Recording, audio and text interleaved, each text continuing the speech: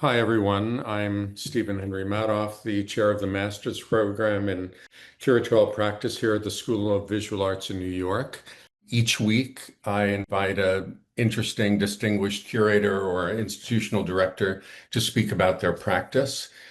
We start the new semester, the new season today with Nadine Isabelle Henrich, and I'm going to read a short bio for Nadine. I should say that Nadine will speak for about 50 minutes, 50 minutes. And then at the bottom of your screen, you see the Q&A, and about 10 minutes before the hour, if you want to ask Nadine a question or make a comment, please put it in the Q&A. I'll read it out loud.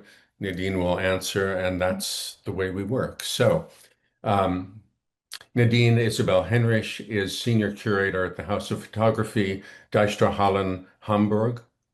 Her most recent exhibitions include Into the Unseen and Tactics and Mythologies. Specializing in photography, networked images, and time-based media, she will lead the first Center for Image and Media Literacy in Germany, a cooperation between Deichtorhallen Hamburg and Zeit Stiftung Bucerius. Previously, she was a curatorial fellow at the Getty Research Institute in Los Angeles and worked in the curatorial teams of Fotomuseum Winterthur and Museum Folkwang, among others, as part of the international fellowship program, Museum Curators of Photography. And with that, welcome, Nadine. The floor is yours. Thank you so much, Stephen. And first of all, of course, thank you for inviting me to present some case studies of my work today. And yeah, welcome to everyone who's joining. I'm looking forward to your questions towards the end of the session. So what I'm presenting here today is several case studies of my curatorial work that have been basically gravitating around the concept or the question of what I call the vulnerable display. So I will start with a short introduction to, and I can tell you this is the last time you will see that much text on my slides. Then we go all into the visual examples and case studies. But I wanted to bring in an introduction of basically what me personally as a curator, but also as a citizen at the moment based in Berlin and Hamburg, I'm dealing with and what my practice has been addressing. So the necessity to develop something such as the vulnerable display is my answer to an observation of the algorithmic conditions that I see shaping visual culture, but also increasingly social discourse and political discourse in our societies. And some of the issues that I found and that I'm addressing with my projects that I will present to you are, among others, the misleading rhetorics of transparent media and social platforms, all concepts that have become part of our daily vocabulary, but also of our very conception of how we use these platforms and how we access images in our daily life. And the opaque and increasingly populist undercurrents that are shaping these spaces of how we access images are bringing consequences to curatorial methodology. So basically, many of the projects that I'm presenting today are responding to this transformative way of how we are accessing images in our daily life. A second element is the simulated immateriality. When you're following the discourse of AI, but also visual tendencies online, there's a rhetorics of immateriality and automation, behind which often, as also Kate Crawford, the AI scholar, has pointed out, is indeed exploitative labor and also based on rare minerals and highly energy-intense technologies. So it's deeply material and ecologically impacting in reality.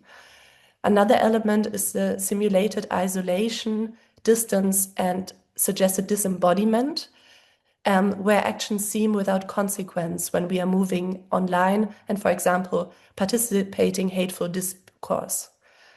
Another element is the creation of the user-consumer into a prosumer, who is mind surveilled and shaped online in these algorithmic media environments, which is something that we, of course, in a museum practice are actively countering, because our conception of the visitor is most definitely not one of the prosumer, but someone that we want to take serious, collaborate with, and want to understand the way they perceive the world and open their perception of the world in a broader sense with our art exhibitions. And lastly, the liquid, evanescent, and fast space of online environments, and of course, endless scroll as counterpoints of how exhibition curation can be conceptualized today. So in the case studies, I will present some of the possible counter strategies that I have explored in my projects. Among those, to analyze and deconstruct opaque technologies and digital infrastructures, creating tangibility and materiality with multisensorial experiences. And my project that I conceived in collaboration with Tina Campt and the Water Collection, Into the Unseen, is really a perfect case study for this approach of creating a multisensorial experience, even of a medium such as photography, which across history and exhibition making has normally been conceived as mainly visual and not body and multisensorial related. Another element is to offer art experiences of embedded perception and multisensorial being, the invitation to participate and create and develop together, to offer something that we miss a lot when it comes to platform and algorithmic media, which is agency over decision making and resources, and the agency over what I'm looking at, how my time and my energy is spent. And that has consequences for the way we think institutional work and curating. The next element is to, of course, provide and reflect on image contexts, as we are seeing images being largely decontextualized, recontextualized, and also therefore used for disinformation increasingly. And in that line of thought, we are trying to archive virality. And what I mean by that is online phenomena of visibility increasing over certain days on a specific video, image, or topic is something that we all experience, but we all experience it differently according to our algorithmic user setup. And the question is how to create a common ground to make sure we are talking about the same visual culture experience. And for that, I think especially photography institutions like the one I'm working for are in the responsibility to create an archive of viral images and the impact they have on our present culture. And finally, to offer our visitors and collaborators to participate in ritual continuity and slowness. So we are offering workshops like world building workshops in collaboration with the World Building Institute, where we are taking an entire weekend with a group of artists, scholars, and visitors to look into, for example, the nature of conspiracy narratives and how they use images to convey them, to learn from them, and basically prompt ourselves with the strategies for different messages. So the first project I'm gonna show today is a small project, but that has been deeply impactful on my practice. And it has been conceived while I was a fellow at Fotomuseum Winterthur. And Fotomuseum Winterthur is a beautiful institution in Winterthur, a city near Zurich in Switzerland. And they are doing important work when it comes to the curation and research on networked image cultures. And what I created there was a project titled Poetics of Search. And that project was really a first attempt to question our daily access to images, but also our institutional access to images, which is mainly moderated, especially when it comes to vast collections that are kept under very careful conditions, also for conservation issues. And the museum database is really the interface that all museum curators are using in their daily work. So I started to get very conscious about this kind of mediation interface, which is the database, and the impact that it has on the visibility of these collections, and also how it transforms how the discourse on these collections is shaped. So, for example, a lot of the questions that emerged in the last decade, also in European collections, departed from the quantitative analysis of, for example, who is represented in those collections. That being based on proportions of gender, on other identities, and basically the quantitative analysis of museum exhibitions and collections became a new topic. And in that context, I read, among others, David Joselit's essay, What to Do with Images, and came across his term, the epistemology of search. So I decided to make the search the very exercise of this project, and to activate the search process as a discursive but also playful invitation to question how a collection shapes our access to the world and the writing of history, and how even a collection like that of Fotomuseum Winterthur, that, for example, is very rich in work from the 1960s to the present from, for example, US-based photographers, and is really a wonderful collection. But at the same time, I started realizing that it has huge gaps. It has blank spaces. It has, fields that are completely absent from that collection. So the canon of the collection is not representative when we're really looking at photography history. And what I started doing is looking at scholars whose work I care for example, Deborah Willis Thompson, who's a scholar of Black photography, for example. And she, in an interview, mentioned basically the names of Black photographers from the US that have been deeply impactful on the history of photography. And I started searching the collection quite systemically. And you're seeing here this example of Deborah Willis names that there's almost no response, and I'm showing you the only search result, which is Lorna Simpson. And what I'm showing you here became an integral part of the display itself. So each work was paired with an information on what search was done and what were the answers that the collection gave. And in moments when a search didn't bring to a result, that was indicated in the exhibition as well. And when a work was found in the search, but was not possible to exhibit, it was marked with the indication and the reason, and a gap was kept there.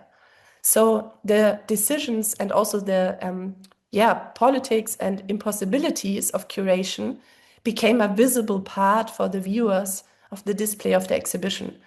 So that resulted in a non-kind of complete exhibition display that became vulnerable because it had gaps. It gave you an insight into the collection absences. It gave you an insight into where the collection maybe holds strong works, where it has absences and why. And it also gave a chance to basically approach museum collections in the same way and respond to the invitation to question collections in a way that brings them in dialogue with your own life. And something that I mentioned to Stephen before while we were chatting, I'm going to bring up here. So while I selected, for example, Audre Lorde, Who Said It Was Simple, as a search text, there was a lot of teenagers that responded to that collection show in a very interesting way, because they understood that playful invitation to take a text that is meaningful to you and that reflects your own perspective within society, and then question the collection in a dialogue from that perspective. So they put in, for example, their favorite rap songs, and they started seeing, what does the collection answer me to those vocabularies? Is there anything that the collection connects to that comes from my young kind of daily life perspective? So I think it became also a device to activate the online search for different audiences and really take advantage also of the digital accessibility of collections. And as you see in the images that I included here, the search text and this kind of key search words were running across the walls of the show, and it was marked which searchable keywords had an impact on the selection, and then in the captions that was also indicated. And there emerged a very interesting dialogue from the kind of juxtaposition of, for example, Audre Lorde, but also Kike Aviles Aguilar, who was one poet that I also included, who represented a large group of American society, which is someone that has been for decades living in the US, doing cultural work, writing, but not having a defined status back then.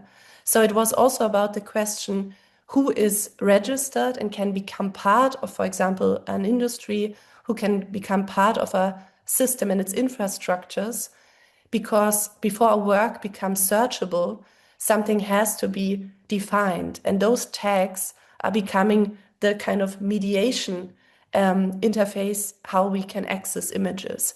So the tagging, of course, before AI is also implemented in those digitizing processes increasingly, this tagging is in a way profoundly political, because these tags are defining our access to images, and they define what images become visible. So I'm gonna jump to a more recent project that I developed at Deichtorhallen when I started there in February 24. And you're seeing here basically the research map for my first show that I conceived in autumn 24 with the title Tactics and Mythologies. And basically, we started looking into the impact that disinformation campaigns have on our society, and the increasingly crucial role that viral images play in the distribution of disinformation and conspiracy theories. And what we started doing is we collected case studies and we started archiving those viral images systematically. And then we paired them with research that we collected. And we selected finally for the exhibition 100 quotes that we considered the most meaningful in dialogue with the images. And we presented them not so much as a linear narrative, but actually as a map that invited visitors to engage with them from a kind of also the mindset of a researcher or an investigator. So we didn't present them with answers on its own, but we presented them with selected and quality checked material and reliable voices from scholars on disinformation. And we had also there a very strong response, especially from young visitors, that really took this as a detective game. And many of them knew the codes. They knew it from social media, and they felt really invited and basically started defining all these codes and decoding the images, comparing their own feeds. And what we were trying here is to create really a space of conversation around the individualized experiences that we all have on social media daily. So this kind of mapping process basically shows what is always my departure point. So I normally depart from vernacular and viral tendencies that to me speak about the condition of society.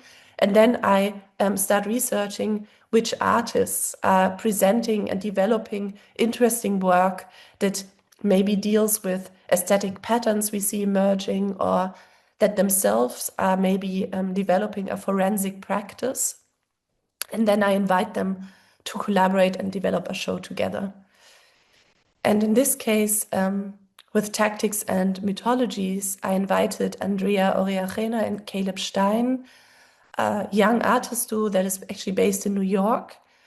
And they have been working on basically archive of glitches in real life. And they have been looking into the intersection of humor, online image cultures, and conspiracy theories in the US.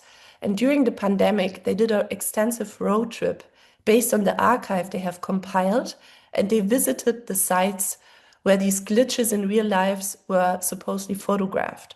So what you see here at large scale is landscape photographs of the sites that the artists do track down based on their online collection of images. And it's sites that are often linked to, for example, military research facilities or very remote places. So they become the perfect projection surface for conspiracy theories of events that are supposedly taking place there. And what I found interesting about this project is that it looks very critically at the aesthetics that emerge here from something that Hito Steyer would probably call poor images. So images of low resolution circulated widely and basically washed to the shores of our online feed daily.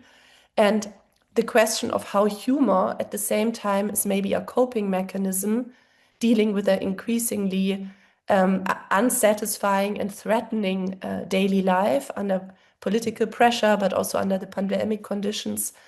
And then how these image cultures become a counter-imaginary, but also become linked with ideologic narratives. So I think it's a very interesting project in the history of American landscape photography, linking it to viral network cultures and disinformation online. So here you see another installation view, and what you see here is basically how we installed the work.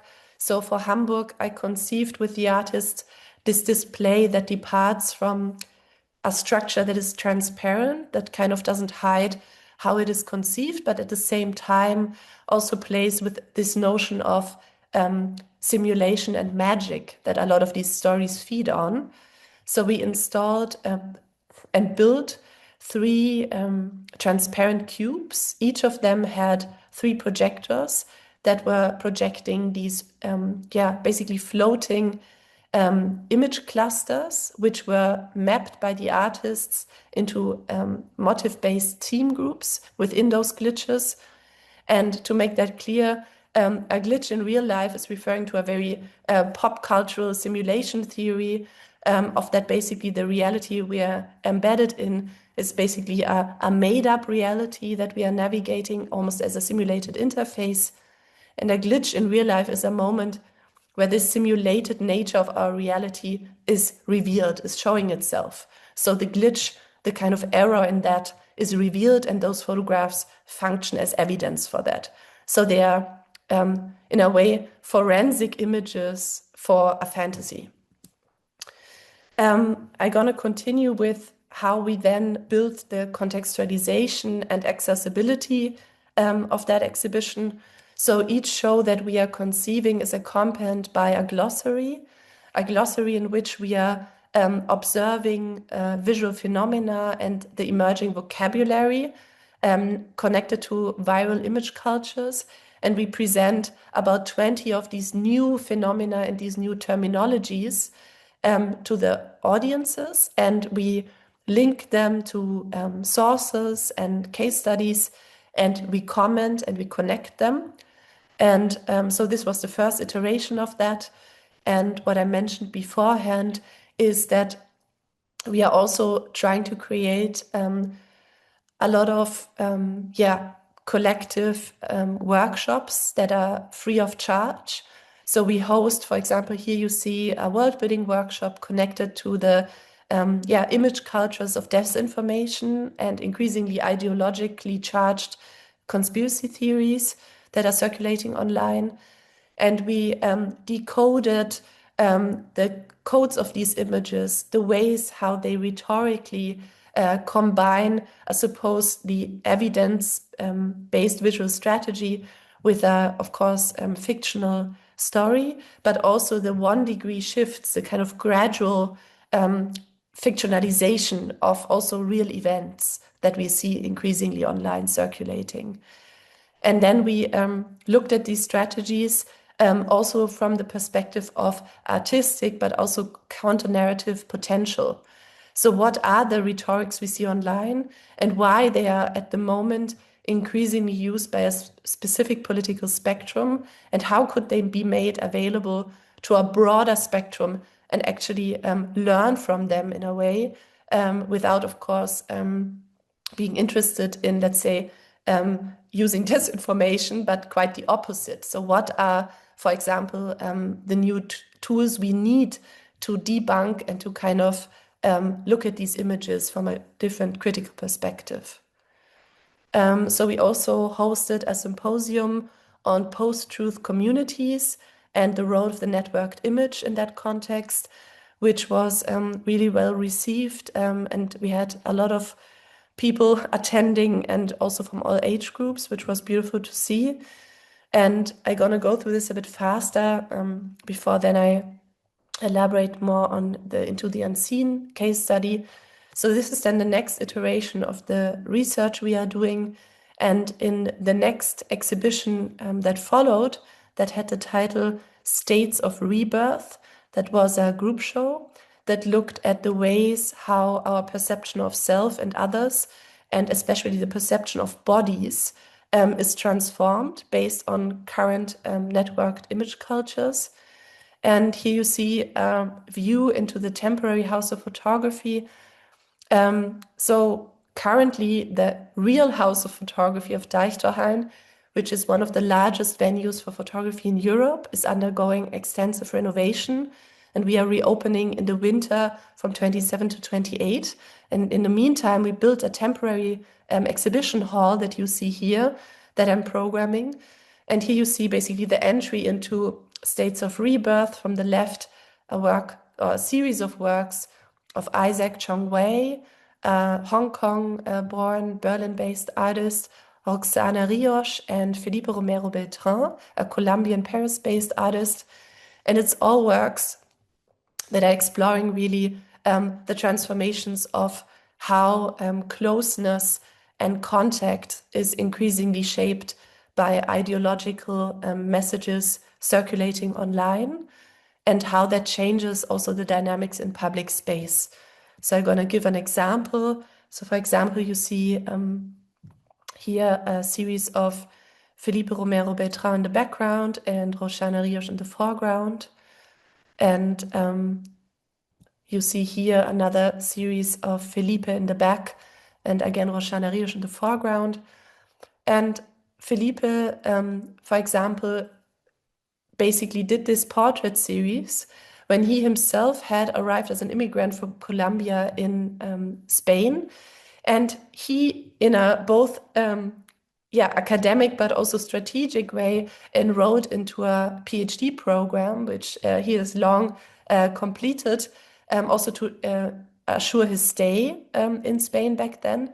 And he started to have daily dialogues with young men existing in the public space of European cities and in Spain as well. And he started looking at the perception of these young male migrant bodies in networked image cultures online, but also in the press, and how these bodies were very often framed in an aggressive or threat-provoking narrative context. And he explored the basically strength of these bodies and the vulnerability of these bodies in this series. And it's basically a question of, and also a contextualization, that many of the men that he photographed were in a process of bureaucratic clarification of their status. And they were waiting to have the ability to work or study or do whatever they were coming to in Spain. And they were in this limbo of bureaucracy that we know in Germany also really well.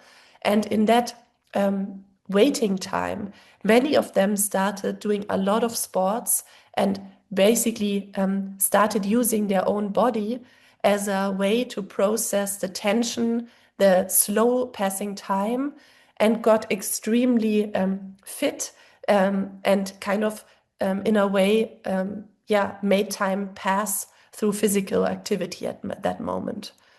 And I want to show another example from that exhibition specifically, which is the Afghan-German artist Moshtari Hilal. She published a book that had a big impact on contemporary German culture and also was recently published in English, Hässlichkeit, ugliness. And she's deriving how the term Hässlichkeit, which is ugliness in German, carries the word Hass, hate. So she basically decodes the construction of ugliness across German history into the present. And she looks at images that her feed, for example, suggests her on social media, targeting her because of certain features, like a shape of nose that across German history has been, for example, constructed as a supposed shape of a Jewish nose. And in the contemporary right-wing discourse, is the same shape is constructed as the supposedly Muslim nose. So we see identical shapes across history being weaponized against different people that one is interested in excluding, for example. So she looks at the construction of ugliness from a historic lens. And again, here we were presenting a glossary that looked at all those emergent phenomena that we are seeing when it comes to body perception in networked image cultures, from algorithmic anxiety to algorithmic colorism. And in that booklet, I invited Moshtari Hilal and the media scholar Ann-Kathrin Kohut to comment without any, let's say, control, our definitions. So coming back to the question of the vulnerable display, it also is brought here to strategies of publishing. So how can we bring in, for example, voices that expand, question, and also extend the definitions that we as museum curators and scholars are providing, and how can they basically open the discussion and thereby, in a way, also prime the reader to take that active mode, to engage in that way of commenting, questioning, extending, and weaving. So that was an invitation that received very good feedback, and we are going to continue that strategy of finding kind of ways to make texts more dynamic, interconnected to online context, but also to different voices that reread those definitions critically. Here you see also several moments where we were looking also at generative videos and how they are impacting disinformation online. And we have maybe just a footnote here. Here's mentioned agency media workshops, and here again a world building workshop. So we are offering free media literacy workshops every week, where school classes and different groups can for free get access to more skills, learn tools of analysis, to decode online content, and basically receive more agency and critical criteria for their social media activities. And why I'm again showing here a world building workshop, which we conceived together with Juan Diaz-Bohorquez, the European director of the World Building Institute, who's based in LA and Berlin, is the attempt to basically reconfigure our visitors on the one hand as collaborators, but also to understand that we are dealing in an augmented way with image producers and storytellers. So the museum audience is themselves strongly linked and interwoven into the phenomena we are researching in these projects. And this kind of active notion that our audience is kind of daily producing images, interpreting images, and distributing, liking, and so on, is an important notion for our work at Deichtorhallen, because that has implications on the type of programming and the type of curation we are doing. So we are trying to think, what can we offer to that notion of the storyteller and the visual media producer as our audience. So we see also the museum increasingly maybe as a space where tools, skills, and visual strategies can be taught. I show here from our second symposium a still of Sheng Yu. The lecture performance, I Asked the Magical Machine, which is another example how we invite artists that themselves are scholars, but also interacting with, for example, generative media online. And here Sheng was presenting a lecture performance building on his PhD research that was linking ancient Chinese face reading techniques with the biases of machine vision and generative media. So he was putting into perspective how certain fictionalizing narratives are actually feeding into the algorithmic history that machine vision is based on, and how notions of character and personality have been always linked to the parents of the face, if that is Bertillonage or other historic photography examples. But all of this is feeding into biases of AI. This is a project that I just mentioned shortly. We are currently building an online collaboration platform and research space with the Center of Visual Media, which is a new institution we are founding together with Zeit Stiftung Bucerius in Hamburg. And that the program is already accessible, but after the renovation, we will have its own free dedicated space that will invite the broad audience to basically engage and reflect on networked image cultures and access visual media literacy skills. So we are currently in the development process of that platform. And my last, let's say 12 minutes or 11 minutes that I still have, I'm gonna use on presenting you the last project that I've been working on that is still currently on view at Deichtorhallen. It was a collaboration with the historian and professor from Princeton, Tina Campt. You might be familiar, for example, with her text, Listening to Images. And it was a collaboration with the Walter Collection. And it was a project that I, in a way, brought already with me when I arrived to Deichtorhallen to take over that position, because I've been following the collection shows and the publishing work that the Walter Collection in New York and in Germany and internationally has been doing in the last decades. And something that I mentioned in the very beginning when it comes to counter strategies of all those algorithmic media tendencies I laid out to you, which are now forming the context and the environment in which museum curation is happening, is a focus on the multisensorial and the question of what the unseen and the opaque plays in our perception of visual media. And I approached Arthur Walter in 2024, and I asked him if he's interested in creating a larger project together. And I laid out to him this concept of Into the Unseen as basically a way to ask, what is the role of the unseen in the medium of photography specifically?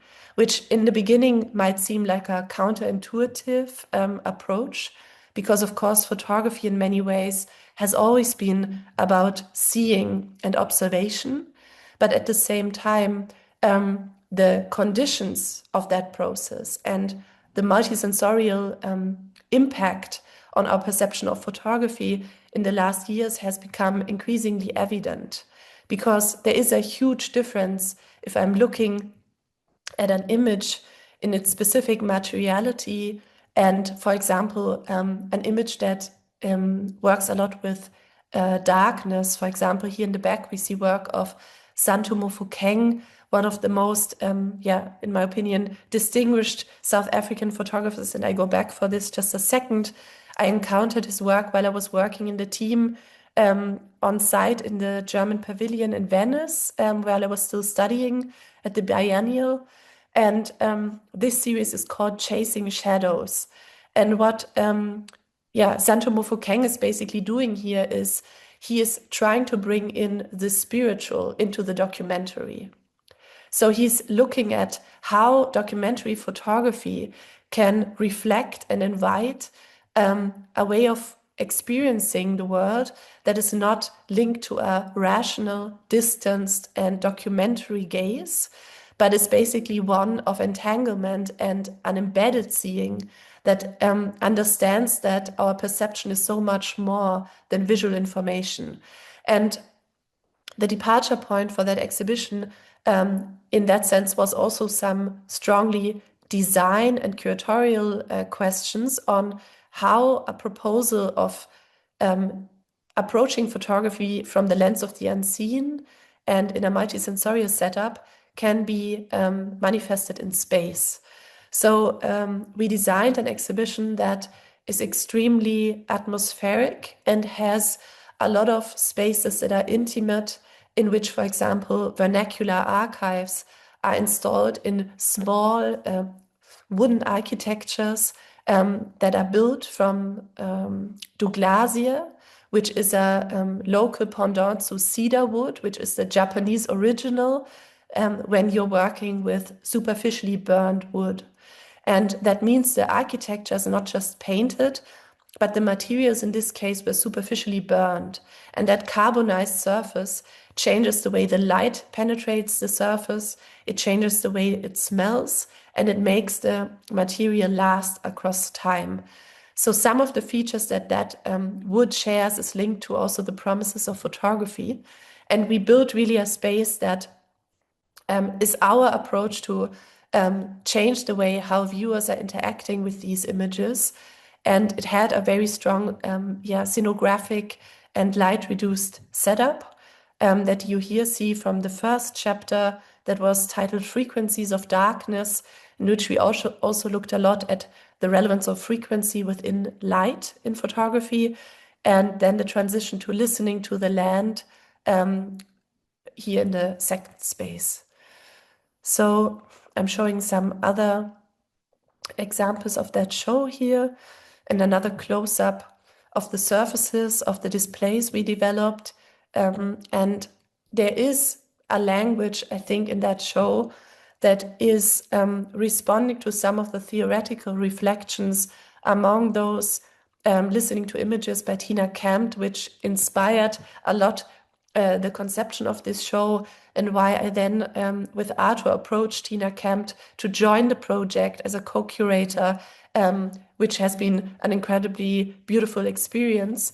And it's basically her call for accessing an affective way to look at images that might not even have had any artistic or emotionally driven context originally. So often, for example, vernacular images that are coming from a different context, such as passport photographs. And I'm going to go back to this one. So what you see here in the foreground is a large installation that we conceived.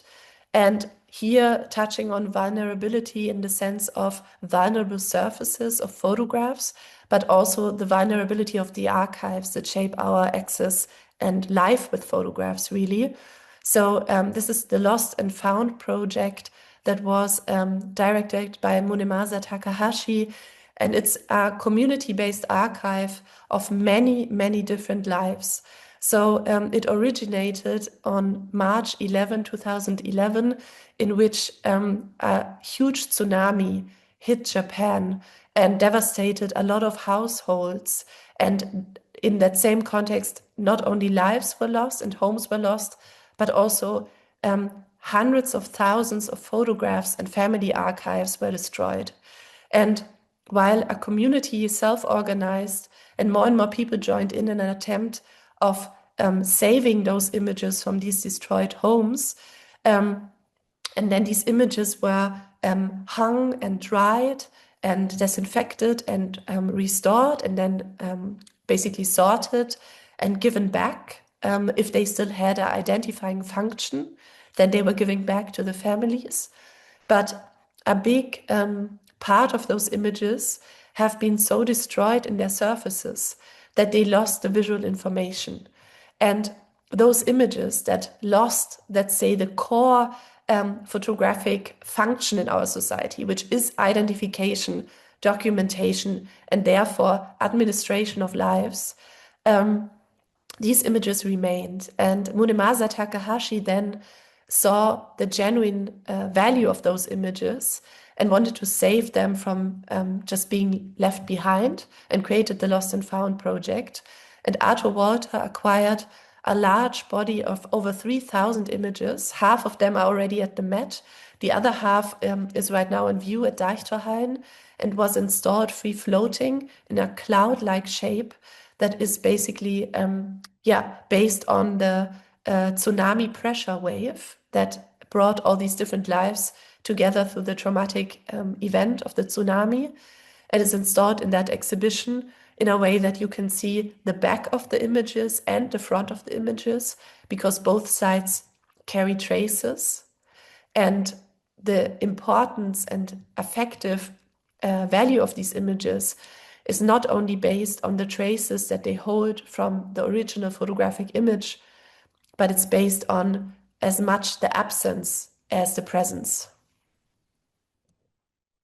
So I'm showing here a few more installation views of that project in the show. In the back right, you see here in the distance a work from Martina Bacigalupo, which is also a very important reference point for Tina Campt's writing and listening to images, which is a series of passport identification photographs taken in the Gulu art studio, and it's basically the leftovers. So what you see here on the right in the background is portraits where the actual portrait is absent. And what comes into view, what is interesting to Tina, is the gesture of the hands. A kid sleeping on the legs of the mom that is being photographed, people holding documents just before entering a bureaucratic appointment later, tensions in the hands, in the gestures, or details like a jacket that is worn across different portrait people, because that jacket is only showing up in the portrait with the collar. So it's a requisite from that studio. So it's all examples where photography is less acting through a gaze that identifies, but a gaze that through absence and openness allows an affective connection to the portrait lives. Yeah, and I will end with the image that I started with, which is another installation view from Into the Unseen.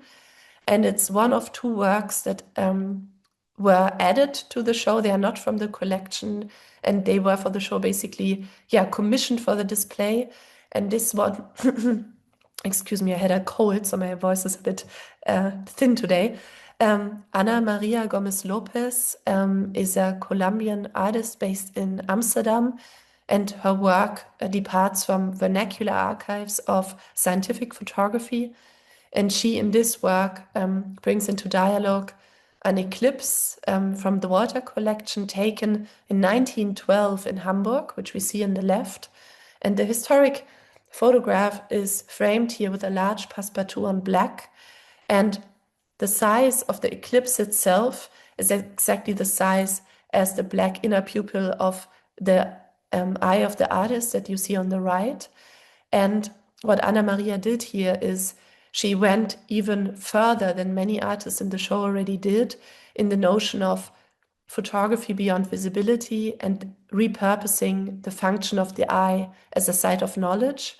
And she transformed her eye by implementing a device with a seed, and a seed that has a colonial legacy in regard to the history of Colombia. And she implemented that seed into her eye with the impulse to grow a seed only from tears. And she laid down in her studio on a table, and she, at a certain point, closed the eye. And in that work that is on view in Hamburg, the sea is actually sprouting and the plant is growing from tears in her eye. So the eye becomes truly a site of life and not a device for optical perception. So thank you so much, and that's it.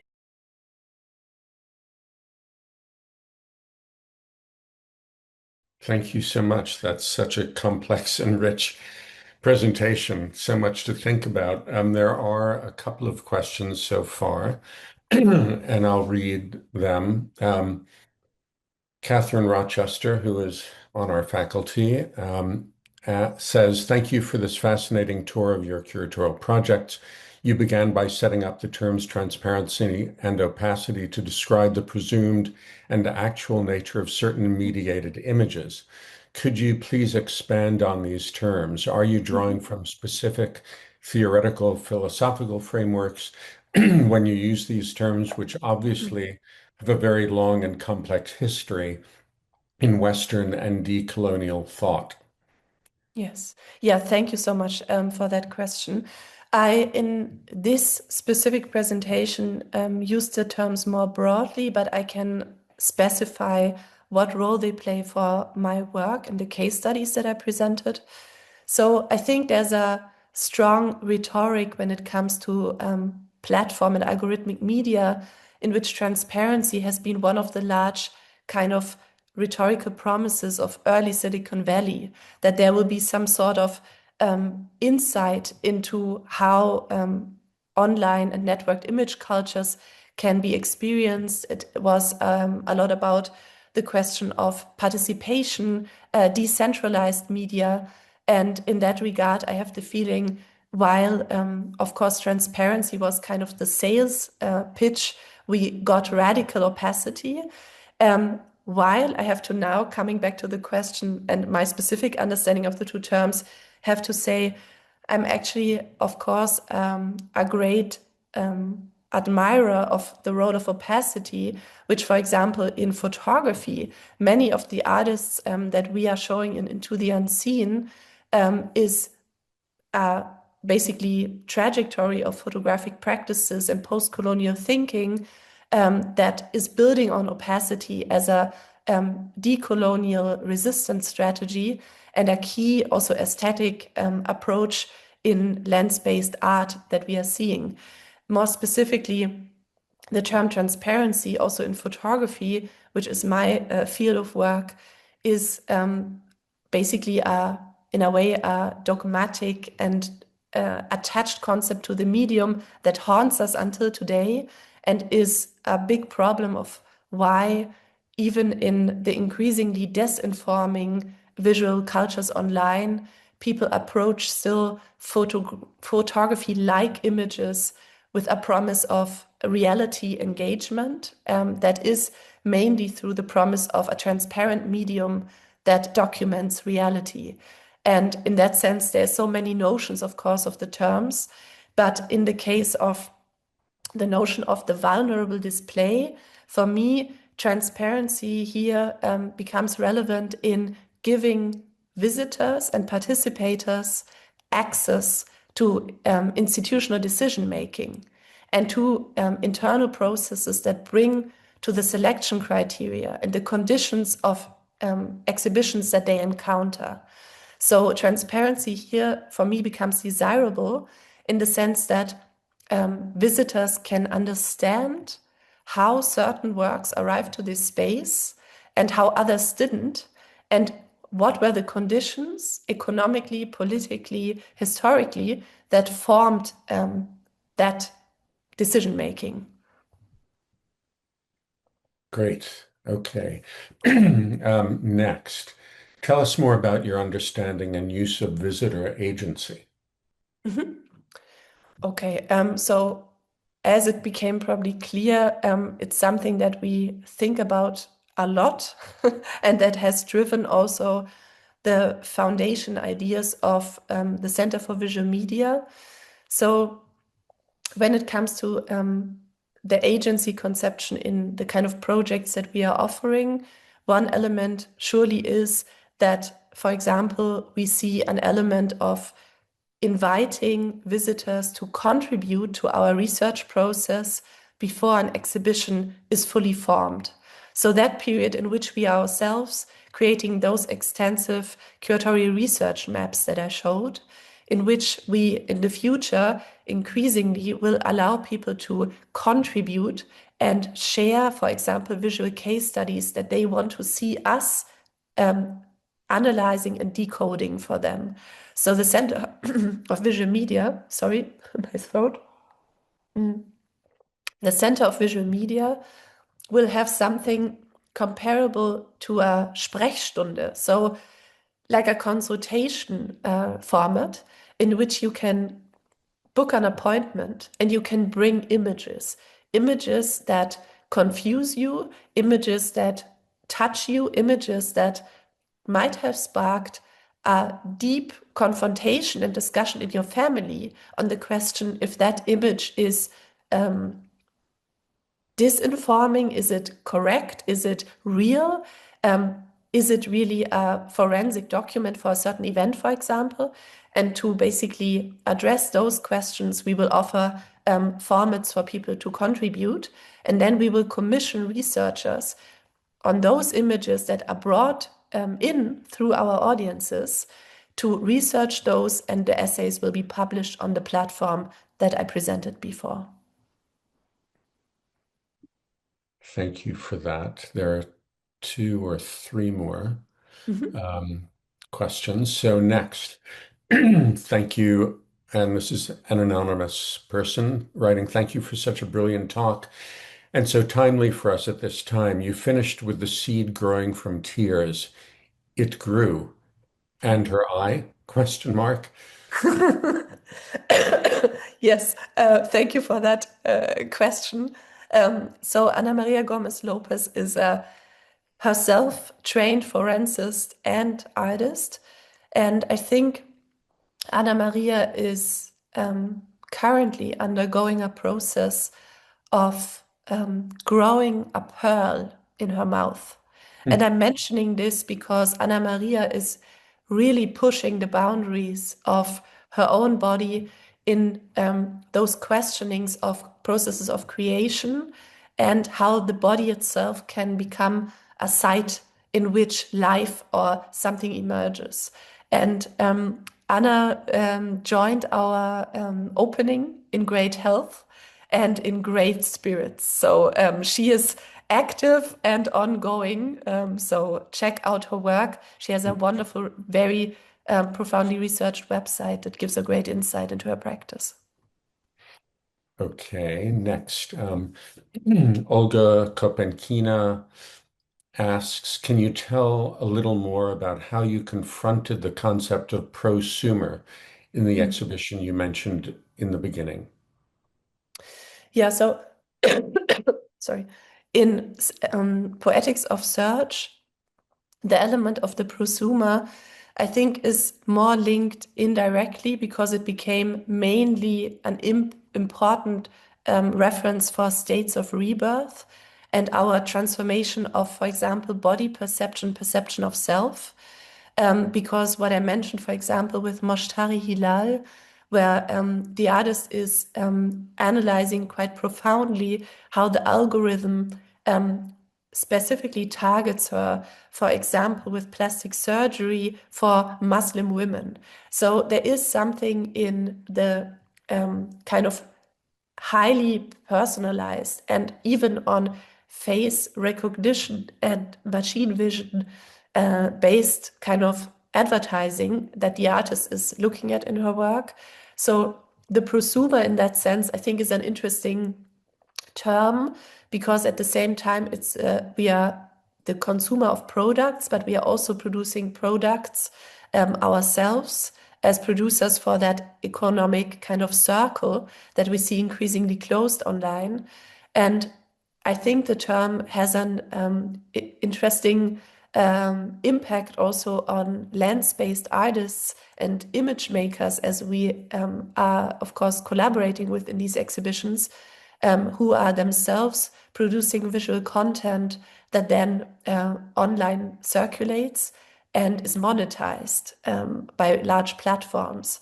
And I think something that I have not so far been able to solve, and it's something that I would love to also actually get insights from other professionals and institutions, is the question of the codependency of public institutions and the art world when it comes to social media and platform and algorithmic media, because we are struggling all for proving our visitor numbers, proving how many people come.